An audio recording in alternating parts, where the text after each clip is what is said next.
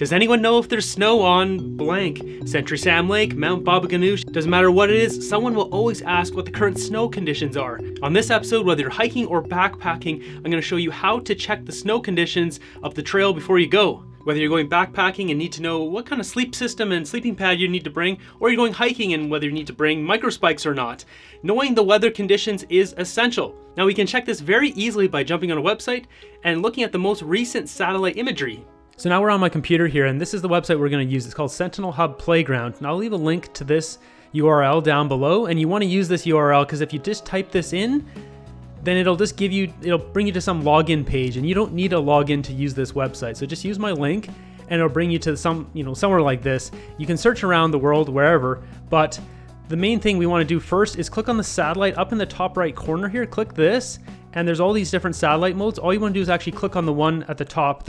Once it's selected, click on it again, and it unselects it. Now this allows us to see the map. This allows us to zoom in now. So I live on Vancouver Island, and let's check Century Sam Lake. It's the most popular lake, and it's the most highly searched and asked for snow conditions. So by using this mode, we can zoom in and see all the names of the mountains and lakes and all that kind of stuff. So in this case, you got Capes Lake and all this kind of stuff. So we can find where we're looking for really easily. Now Century Sam Lake, so just below it to the right, there's our Century Sam Lake. So now what we can do, once we have that right in the center of the map, and you might want to look at this, click on this, but keep looking at this spot, click on it, and there's our lake. So now what we're going to have to do is check the time of, you want the most recent information. So right now, this is from 2020. That's just because my URL saved in my browser is on 2020. So if we click here, these are all the satellite pictures that have been taken. Now we want something from this year, not 3 years ago. So we can click on this top thing up here, pops this up. We can click on 2023 May. You can hit OK. And it's going to bring up, there is a bunch here. It'll take a second for that to load. But basically what you can do is just click on anything and it'll update. And what it's going to do is just find the most recent one, which is 23rd. Now, something to note here, this cloud thing up here, you can click on this and sort by clouds.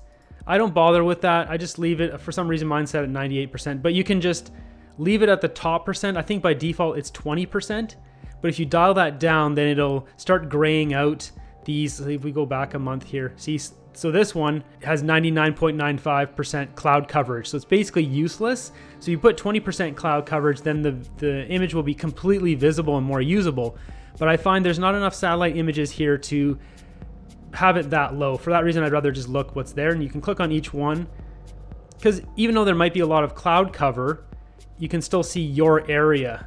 So in this case, see there's some clouds over here, but we're looking at this lake. So you can see there's still snow on the lake. Now if we go to the most recent one, which is the 23rd, so there's cloud cover here. But what we can do, even though you can't see the lake, you can see stuff around the lake. So you can see there's still snow, there's still snow up here. This is higher up on the mountain. But I mean, you just start looking around a bit and you can just see that, yeah, there's definitely still snow up there. So we can check this one, Mount Henry Spencer, turn that back on. Yep, there's still snow in there as of 2 weeks ago. So if we go to the 23rd, what do we got? Mostly cloud cover. And if we zoom out, you probably won't have much you can see. But you can still see there's actually some stuff up here. You can see it's just this one area. We can go back and you can see here now I get more options on here as I zoom out. So there's different satellite images based on your zoom level too. So we can go to the 25th on this one, and now we get a bit more data. If we zoom in, that might disappear and it'll default to the other one. So that's all we're doing is just going through and finding one of these that's clear. And this one's perfectly clear. This is from about a week ago.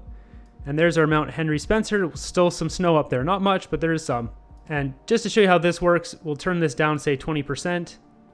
And now if we click on this, the only one that's perfectly clear up to 24% is this 13th. Once again, I don't use this though because it doesn't, like, clouds might be blocked off in one area, but the other area might be completely clear. So there's no point really using this. And one last thing that's really useful about this tool is you can go back previous years.